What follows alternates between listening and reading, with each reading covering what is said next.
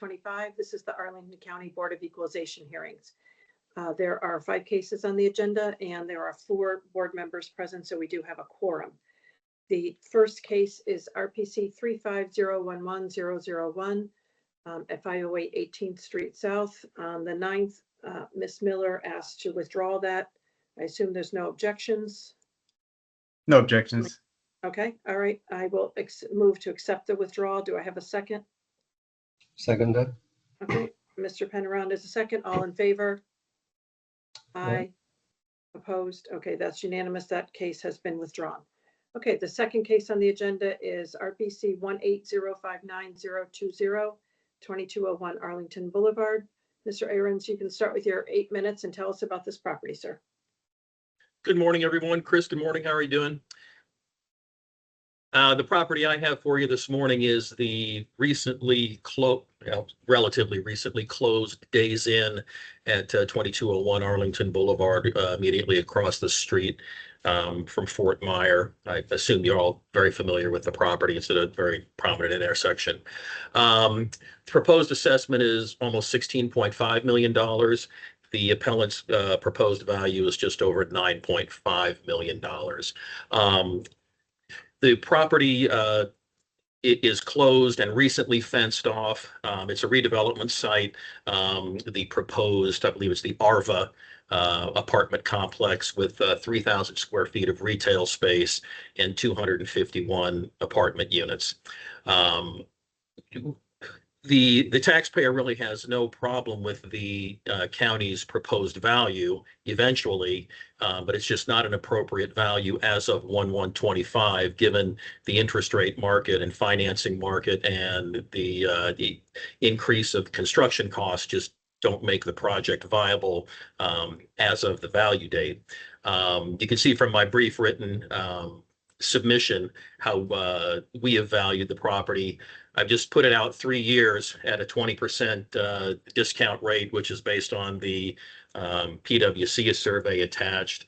And I've just present valued the county's proposed value back 3 years, assuming it's going to take that long until the financing and the construction costs actually make the development feasible. By way of comparison, and I understand that the zoning is a little different because I represented the property last year, was the proposed development up on Columbia Pike, just inside Walter Reed. That the assessment is significantly lower. And again, I understand that the zoning situation is a little different there, and that they pulled back their approvals so that there is no existing approval there for multifamily development other than the current zoning, what the current zoning allows there. But one thing that really shows is how fragile the financing market is today. Given that project, you had a first-story grocery store anchor tenant. That grocer pulled out of the development, which made the entire development not feasible at that point. So whether the comparable assessment value is relevant or not, I believe the situation is relevant and demonstrates again just how fragile the current financing market is for proposed development such as the subject. That's really all I have for you. I mean, it's a relatively straightforward case. I'd be happy to answer any questions you might have, but for now, that's all I have for you. Thank you. Okay, thank you, sir. Mr. Chikas for the county, please.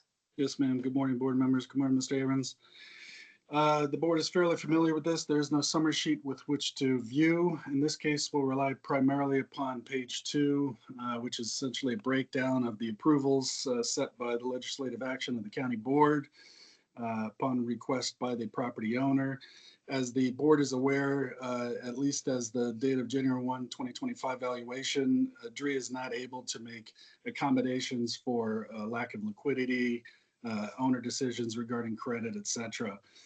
Very straightforward, going with the density approval. In this case, 3,000 square feet, $50 a square foot, 251 mid-rise non-metro market units at 65,000 unit, and then a modest interim improvement value at a de minimis amount of $1,000. Mr. Aaron's is correct. The project that he was essentially using as a comparison is one the board was familiar with and that they heard it last year, the Fillmore Gardens redevelopment off Columbia Pike. They did ask for a rescindment of their density approvals before the county board. So the county actually, Board of Equalization heard that case and value them via the income approach to value, again, because their enhancements were rescinded.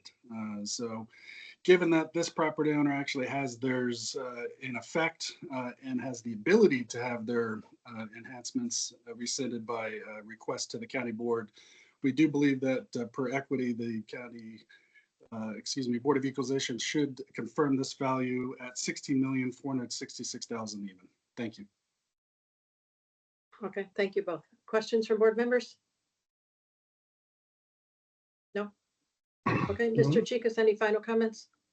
Just to kind of wrap up, it's not again that we disagree so much with Mr. Aaron's, but we would point to the dynamic stability that Arlington does offer in the sense that the project that we just spoke about is actually now entered back to conceptual site plan approval and swapped out the first floor grocer for retail. So it does look like that project is trying to get legs again. I think that kind of also speaks to the market of Arlington. We do ask the project confirmation be confirmed at $16,466,000. Thank you. Okay, thank you. Mr. Ahrens, if you take a minute to wrap up, sir. Sure, just very briefly. Again, I suppose we ought to be talking about the subject property, not the comparable property, but the comparable property does show, again, that the time, carrying costs, and risk associated with the current financing situation makes the county's proposed value inappropriately high at the moment. They want to argue that it's a shovel-ready project, but nobody can afford the shovels at this point. When you look at carrying costs, I mean, the owner is currently carrying, interest payments of, almost $1 million a year. So if it takes 2 years, that's $2 million of carrying costs. That does not include demolition costs. I mean, are you going to, the age of this property, is there going to be asbestos abatement that's going to have to be done? I mean, all these unknowns make it significantly risky, and to value the property as though it can be sold on 1/1/25 and away we go is just not realistic. That's all I have. Thank you. Okay, thank you both. All right, it's just among the board. I'll go ahead and start. I mean, it's like all the other projects that we've seen with the site plan approved. I don't think we ever made any adjustments based on, risks of the investment itself or the extra cost that you may have to incur. So I don't see anything inappropriate that the county did. I think they did like they always do, and for purposes of equalization, that's the way we treat all properties. So I'm okay with the county. Yeah, I agree. Anybody else? It's fine. Okay, all right. Somebody like to make a motion? Yes, I'll go ahead and move that we confirm the assessment at $16,466,000. Okay, we have a motion on the table to confirm the county, and we have a second by Mr. Mendez. All in favor? Aye. Opposed? Okay, it's unanimous. Based on equalization, the county is confirmed at $16,466,000. Thank you both.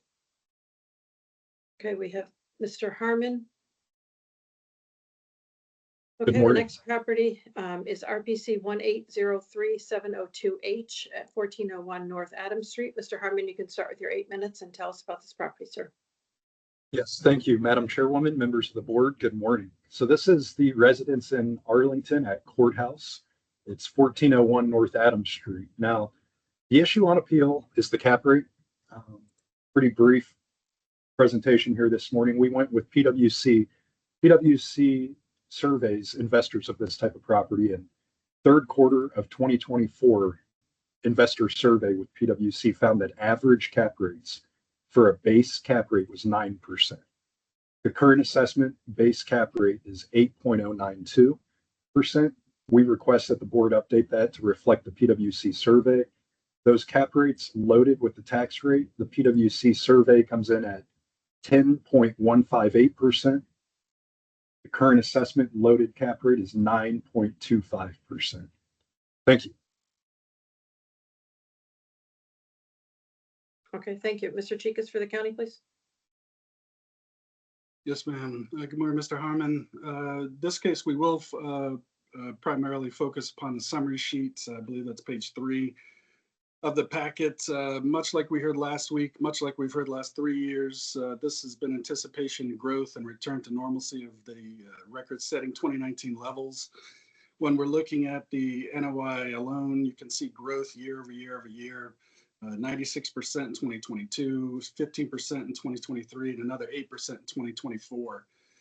Again, without the aid of the column E, the 2024 year operating income stream, you can see that the projections the county made, while still reasonable, were in excess of the revenue that was achieved, but also quite in excess of the operating expenses that were incurred, thereby leading to a NOI projection that was almost $280,000 lower than what was achieved. Again, we did test in column F with the new information received, the income stream, the upward leaning trend, again, year over year over year, and did note that this called for confirmation of our original without a third-party appraisal. Again, in regards to the data supplied, we disagree a little bit in the sense that while we're looking at the averages, we also need to point out the ranges that are provided by PwC and REC. Ranges from 8.5 to 12 for limited service, mid-scale. We wouldn't consider this a full service or luxury upscale. It looks like the owner's quoting from the National Select Service Scale. So again, this one is a little bit different in its makeup of being a residence inn, so residence style suites. Unfortunately, there's not as much data for each property type. So if we're looking at it as holistically, if you will, from the range that's provided, again, full service was from 6 to 10.5, limited from 8.5 to 12, select service from 8 to 10.5. We've also made point and talked quite a bit last week about the success of Arlington's market specifically. And that's not anecdotal. That's 2 years in a row of having the most performative properties for hospitality in the state of Virginia. That bested the DC market, Fairfax, Loudoun, Dulles, everywhere. That speaks to, we hope that speaks to less anxiety or investor worry in regards to looking at these surveys. I think one can easily pull from that we would be on the lower end of these ranges that are provided by these institutional surveys. Given that, we do believe that the income stream shown on page 3 supports our original assessment. We believe that the success of the hospitality market in Arlington specifically calls for the lower end of these ranges provided. We do believe that the county should be confirmed at a value of $70,407,300. Thank you. Okay, thank you. Questions from board members? No? All right, any final comments, Mr. Chikas? No, ma'am.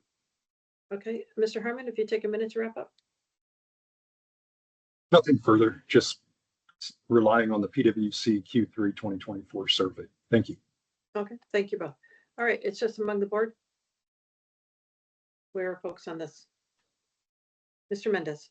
Yeah, I'll start. The property increased almost 20% year over year, the assessment. However, that's still under the average of most other hotels in the county. I believe the average was 22%.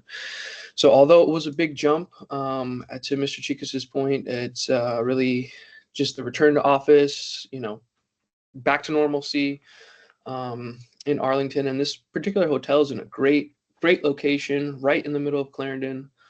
Again, I'm a little bit uncomfortable moving on the cap rates just, without more data. So I don't see anything that's an outlier that would cause us to move the cap rate at all. So I'm okay with the current assessment. Okay, Mr. Yates. I think the county, during our summary on the county's guidelines, I was very impressed in what they've done to try to really focus in on cap rates this year. And I think Mr. Chikas did touch on that fairly well, that we're dealing with averages, and Arlington is not above average, but it's doing better than everyone else. And his numbers are in the average. And I think I'm fine with where they are. Okay, anything different, Mr. Penronda? No, I agree with pretty much everything that was said. Okay, all right. Would somebody like to make a motion? I'll move that we confirm the county's 2025 assessment at 70,407,300. Okay, we have a motion. Do I have a second? Mr. Second. Yates. Okay, all in favor? Aye. Opposed? Okay, it's unanimous. The county is confirmed at the 70,407,300. Thank you. Thank you all. Okay, we have Mr. Iannone. There we go. And we still have Mr. Chicas. Okay, next case is RPC 1700404H at 1533 Clarendon Boulevard. Mr. Iannone, you can start with your 8 minutes and tell us about this property, sir. Thank you, Madam Chair. Good morning, everybody. Good to see you all again. So the subject property is another hotel. It is the Sonesta Select Service located in Roslyn. This property was rebranded as a Sonesta in 2021. It was previously a Courtyard Marriott. It was built in 1990 and last fully renovated in 2011. Most recently, in the past couple of years, they've done a soft goods renovation which consisted of just the TVs and the mattresses. So the property has been lagging behind some nearby comparable properties in regards to amenities. The property is select service with limited housekeeping, only available upon request and with 24-hour notice required, or at least the day before. This property, since COVID and since the rebranding, has been struggling to get back to the previous brand's performance pre-COVID. And I believe for the aforementioned reasons, that's contributed to it. The original proposed assessment for this property was supposed to be in the high 30% increase. The county did do a revision, which we really do appreciate their second look. However, that is still proposing a 25% increase to the subject property. And we would like to point out a few discrepancies in the revision column that we would appreciate the board's consideration to. Number one, while we appreciate the county decreasing their room revenue from 6.8 to 6.09 million, it is worth noting that we relied on the budgeted occupancy and daily rate from the income and expense submission that the owner submitted. Those amounts are on page 99 of 117 of the BOE memo. You'll see in the I&E submission, they included those budgeted figures. And that consists of a daily rate of 165 and an occupancy level of 61%. So that's how we calculated our room revenue. It's unclear based on the test sheet what daily rate or occupancy the county used. The second thing we like to bring to the board's attention is that the other income being applied is above the actual 2024 figures. And while it's not, a ridiculous amount of a difference, has been our experience in the past that the county would use the actual year-end figures. It's new to us that they're, being adjusted forward. Additionally, the county, upon the revision, did decrease their operating expenses down to 61% of effective gross income. It was originally 62%, which is what we applied in our estimate. While the 2024 income and expense did total 61%, if you look back at the 2023 figures, it was just under 65%. As well as if you consider some of the articles we've enclosed that I'll skip over in the interest of time, but hopefully you guys have had time to review those. There are inflationary pressures on hotel operating expenses. So given the historical data as well as the knowledge as the data valuation and operating expenses have upward pressure in the market, we believe that the original proposed 62% expense ratio would be more appropriate. And it's just worth pointing out, while again, we really do appreciate this revision, the net operating income applied by the county is still about 100,000 higher than what was actually achieved in 2024. And while that's not, a ridiculous amount, again, the 25% increase is still pretty dramatic given the performance of the hotel. And getting to the last piece we'd like the board's consideration on, which is cap rate. We believe if we're using a low cap rate, then it's all the more reason to be conservative on the income assumption.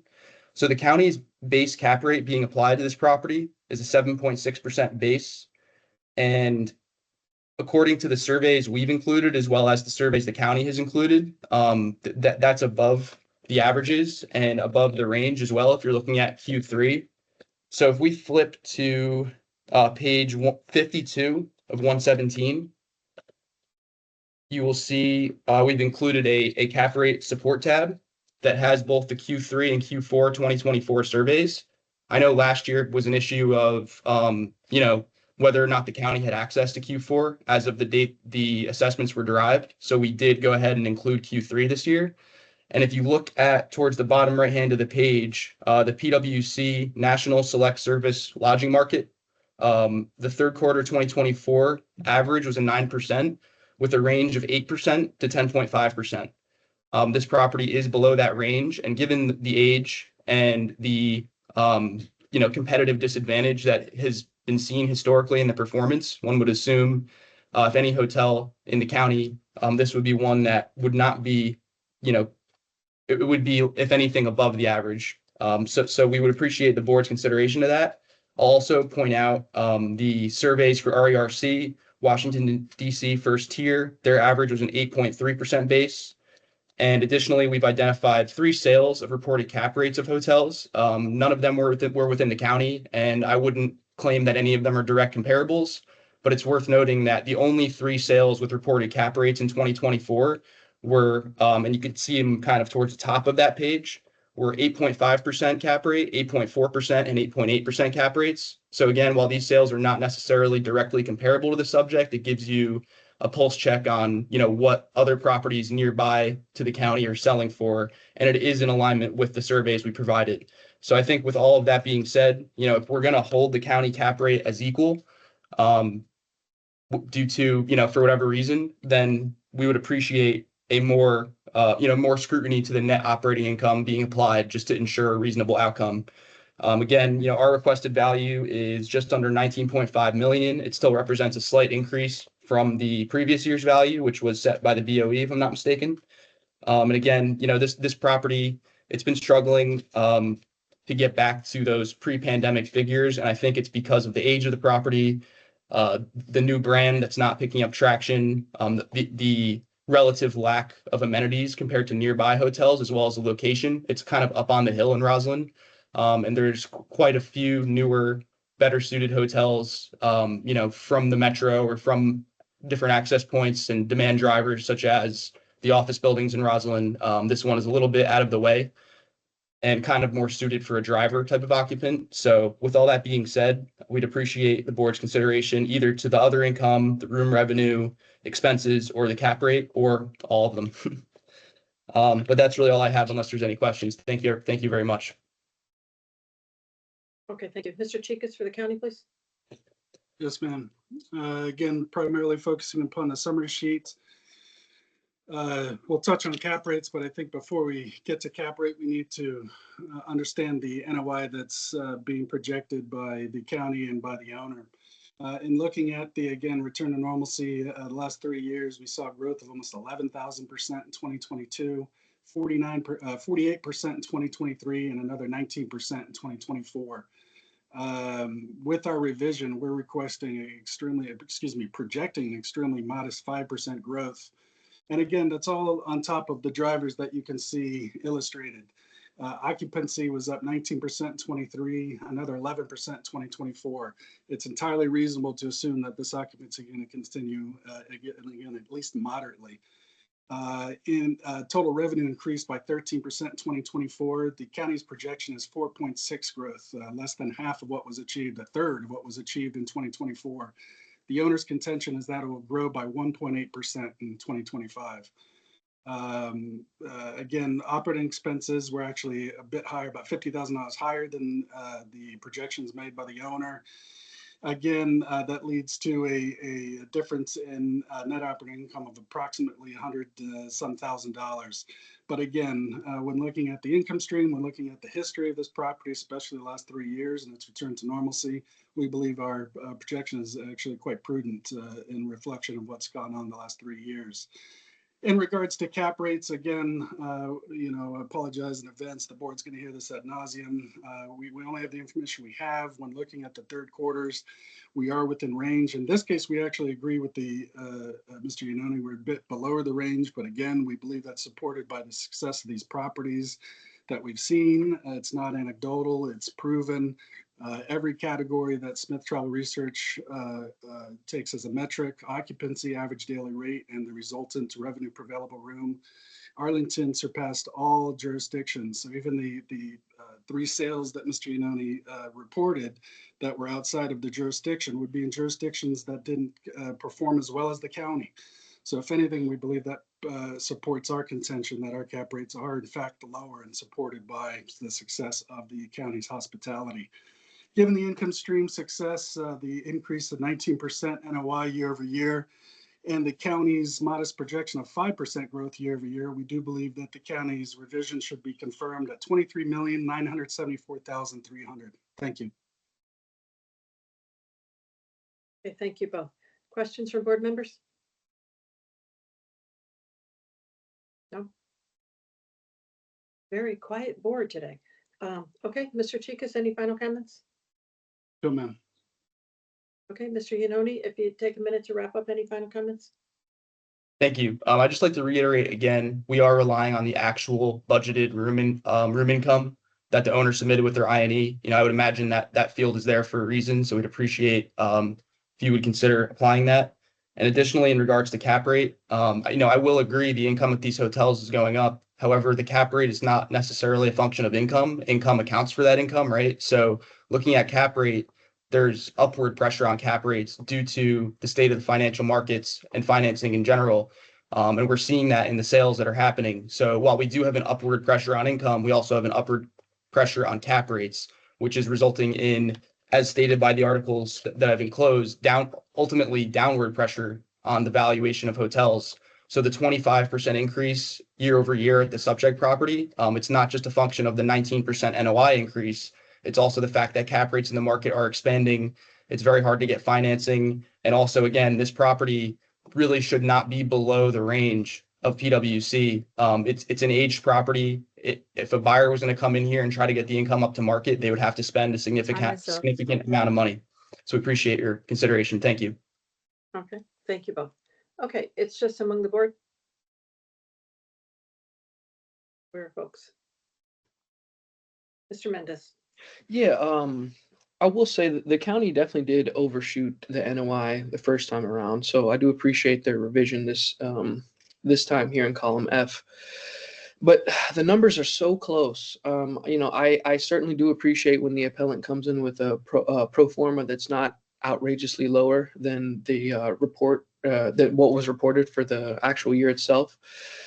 So I'm kind of inclined to they're so close on the numbers. I may be alone in this, but what I did is I just capped out column E, the reported income. I agree that probably a 25% increase for this property is maybe a bit high. Capping out column E would give us an 18% increase.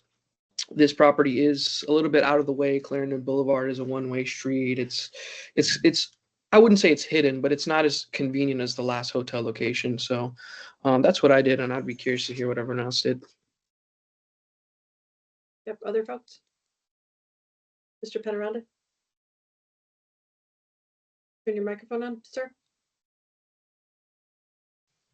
Sorry about that. Yeah, actually, Mr. Mendez, I don't think you're alone on this one. I pretty much did the same because I was looking at, what's been the past, and I know that hotels have had bad years in the past, and now they're pretty much coming back to normalcy. But they are close, and I think the adjustment that Mr. Chicas made is a good one. But I would feel for this year more comfortable going with the actuals, because I think that's really pretty much in the range, in the middle range. I don't know what number you came up with, but making the adjustments with the current cap rate and the personal property, I came up with $22,844,640.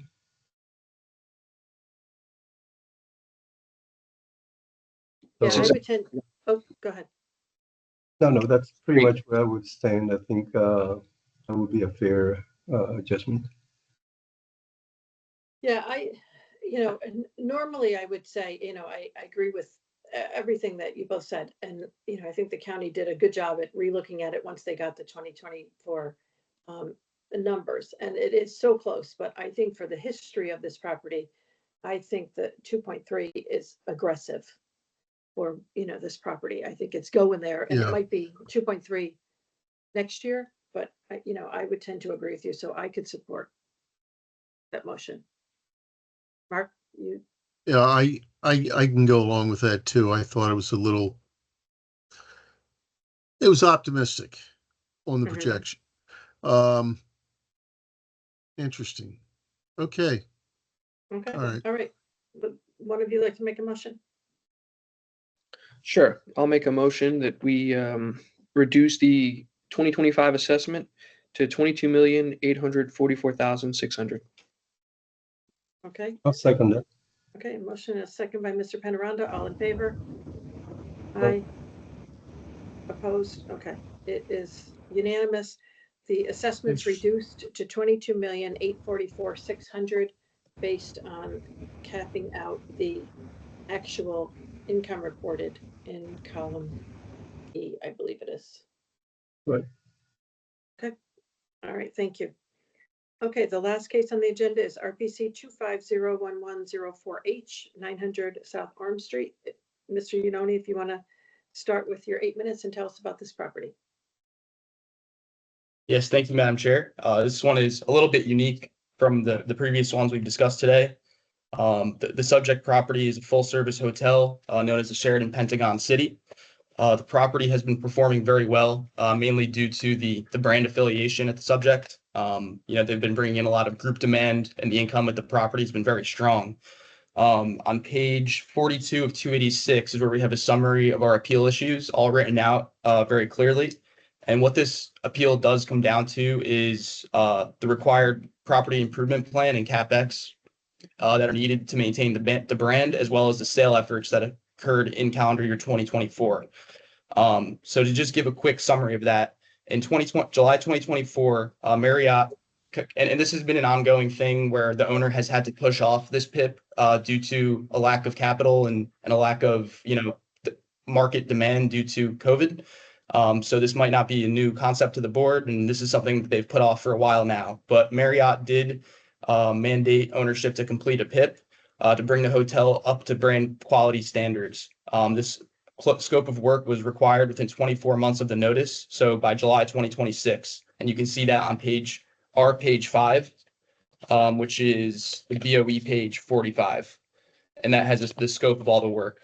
Additionally, they completed a budget for the PIP work on the following pages, which totaled 25,100,000 roughly.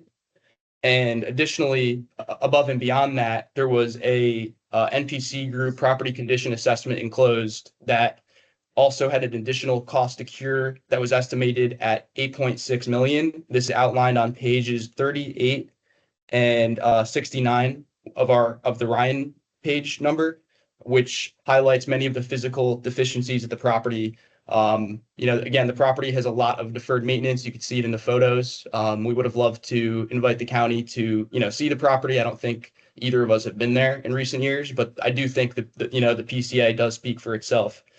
And so with that in mind, again, the income at the property is strong, but the CapEx required to maintain that income stream is dramatic, and it's becoming urgent.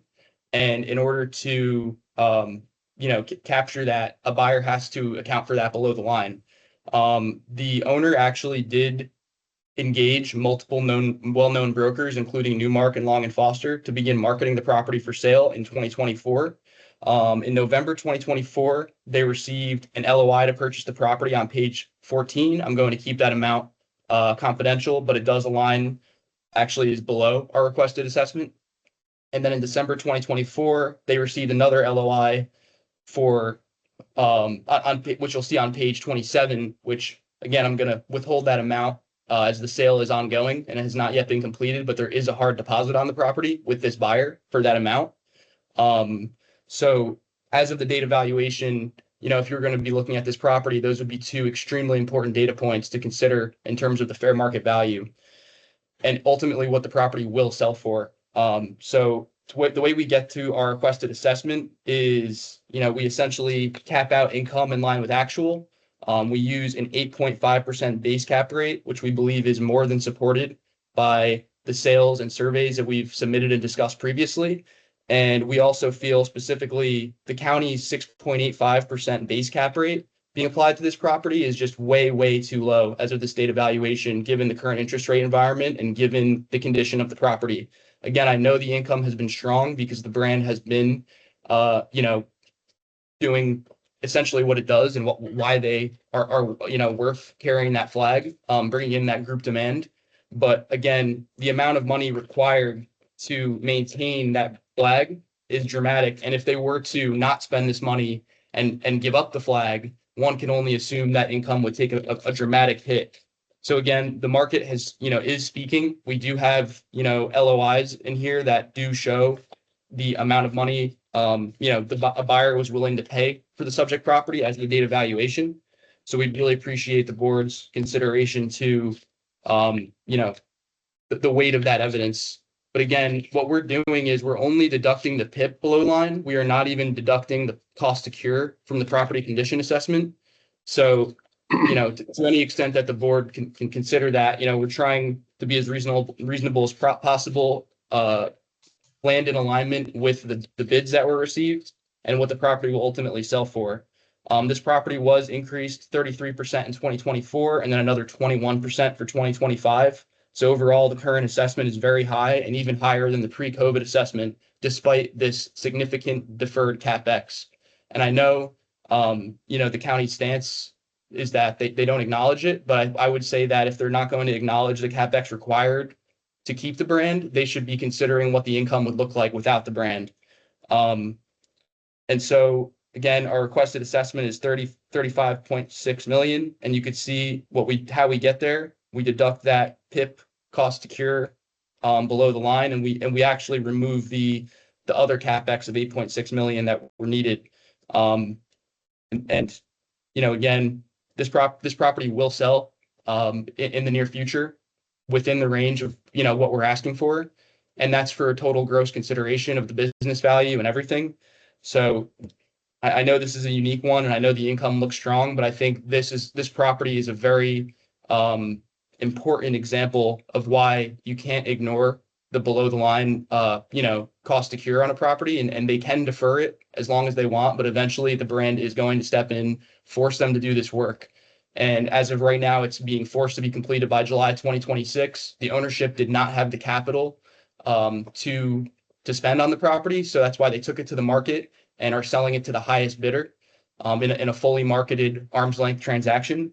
And that amount, again, the LOIs are included, the property condition report is included. We've included really every piece of information we can to help the county and the board understand the situation here, despite the strong income. And again, we'd really appreciate any consideration to those costs needed and the fact that, again, this property will ultimately sell for almost, above half the assessment, but near half the assessment. Anything to add, Hudson? No, I think you covered it very well. Thank you. All right, so I think that's all I have. Thank you.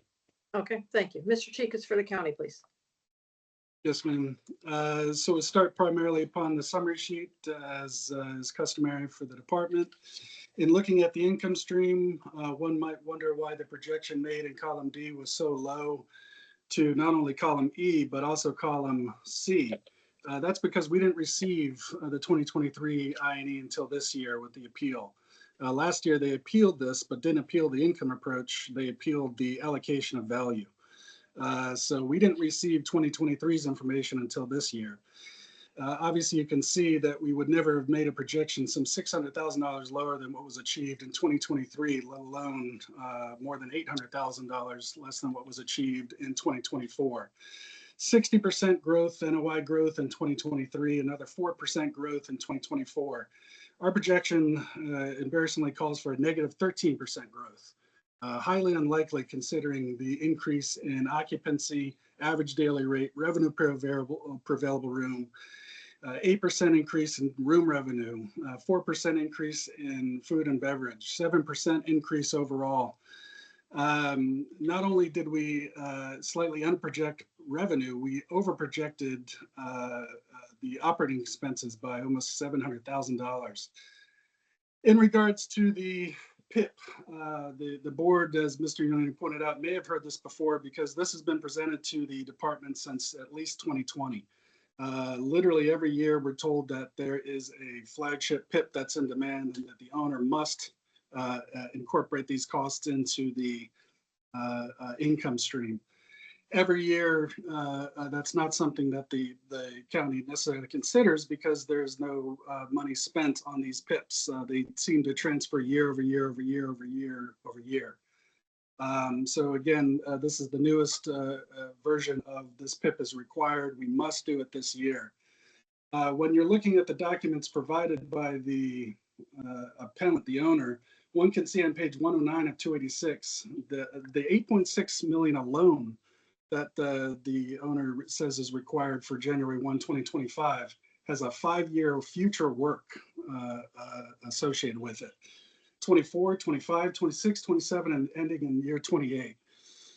That's not something we heard in previous testimony. So taking off $8.6 million that has not been spent, will not be spent potentially for the next 5 years would be inappropriate on an annual assessment. Again, in regards to the 25.1 million that the owner states is needed for this PIP for crisis management, this is the same thing we've heard for 6+ years. When that money is spent, they can bring receipts to the county and see if that's something that would be considered, but prospective spendings allocations will not be. In regards to the cap rates, again, this is a perfect example of why we believe that the cap rates in Arlington are represented with our 8%. We've already demonstrated previously that per the third-party surveys, I believe the range went down as low as 6%, third quarter national full service for PwC, 6%. We're actually above that. And again, even considering the success of the property, we believe that the original assessment would be warranted as being upheld. 64,397,100. Needless to say, any prospective sales that have happened after the date of value would be considered for the reassessment for 2026, and would hope that the board members would agree. Thank you. Okay, thank you both. Questions from board members? Mr. Mendez. Turn your microphone on, sir. For the county, if the money had actually been spent on the project, the 25 million, would it be appropriate based on the county's methodology to deduct it 1 year below the line and then the following year it just wouldn't be there? Or what's the county stance on that? No, the county stance is very much the same as a capital expenditure that you'd find on any property. There is an expectation that you're going to have a renewed life of the property, so an extended life of the property itself, and an expected return on investment for those improvements made. So because we don't prospectively go out to what would be achieved once these adjustments are made or renovations made, we also don't recognize them below the line. Okay. Other questions? Oh, okay, Mr. Chikas, if you take a minute to wrap up then. Yes, ma'am. So again, looking at the summary sheet, one can see a drastically under projected NOI, again, without aid of the 2023 INE. In retrospect, obviously a bit more aggressive projection would have been made. Given the new information, we did test the column E. Again, extremely modest growth off of what was achieved the last 2 years. We do believe we have support of the cap rates vis-a-vis the success of the properties like this one. We do ask that the board confirm the value of $64,397,100. Thank you. Okay, thank you. Mr. Yanoni, if you take a minute to wrap up, sir. Thank you. So I would say that, this PIP has been proposed by the brand for some time now, and that goes to show that it's getting to a critical mass. It doesn't mean that they're never going to do it. We're not making things up. We've included all the documentation to support it, as well as the estimates. And not only that, we've included the LOIs from buyers in the market who are taking that expense into account. I think that for the county to project the branded income without accounting for the cost to maintain the brand, it just doesn't make sense. And additionally, regarding cap rate, I will mention on page 233 of 286, we've included an article that discusses how cap rates can be skewed upwards when a keep pace renovation is required. Again, that's on page 233 of 286. And then also would like to point out that on page 216 of 286, we've included the cap rate summary. The county is 166 basis points above the average for PwC, where they used to be directly in line as of tax year 22. So we'd appreciate the consideration at the very least to an adjustment to the cap rate to help account for these costs of this renovation that are absolutely required and will impact the sale price that is currently, there's a hard cash deposit on the property. Time is up. So it's going to happen. Thank you. Okay, thank you both. Okay, it's just among the board. Where are folks on this one? Mr. Mendez? Yeah, I'm just a bit uncomfortable taking the deduction below the line, because if we do it this year, let's say they don't, shell out the money next year, are we going to do it next year as well? Or, really anything, even if we bump the cap rate, are we going to do it next year as well with just this, this is just hanging over their head. It's not like they've, shelled out any money or started doing the work. So, yeah, I'm curious to know what you guys think as well. Yeah, I agree. It's a slippery slope to start to adjust for it now, because we could be sitting here next year doing the same thing should the sale not go through. But I mean, if the sale goes through, we're going to have a different set of numbers to be looking at, certainly. But Mr. Penaranda, I'm sorry, you had your hand up. No, it's okay. Yeah, I think it's, more of a management and business decisions that they have to make more than, because I don't recall ever making any adjustments based on PIP costs, And sometimes it takes more than 1 to 5 years to make changes, but the numbers are there, this is still valued on the income approach. And I think it is based on all the numbers that are shown, that value is still very conservative. So I'm okay with the county the way it is. Mr. Yates? Yeah, they will negotiate the timing of those PIPs. That'll happen. I would be shocked if it wasn't. They do it all the time. And they will do those improvements, but it'll be over time. I realize that the appellant said that they've been stretching them out already, but a new owner's potentially coming in, and that'll start the game again. Sheraton will not walk away from that facility. I don't believe they would. Mhm. Anyway, I'm fine with the county. Okay. All right. Would somebody like to make a motion? I'll go ahead and move that we confirm the assessment at $64,397,100. Okay, I'll second. All in favor? Aye. Opposed? None. It's unanimous. The county's confirmed at $64,397,100. That completes the agenda for today. Does anybody have any other business? Okay, then we will stand adjourned at 9:49, reconvene tomorrow morning in person for the board members, June 18th at 9 a.m. Thank you, everybody. Thanks, everybody. Have a great Thank day. you. See you tomorrow. Jose, can you stay on a minute?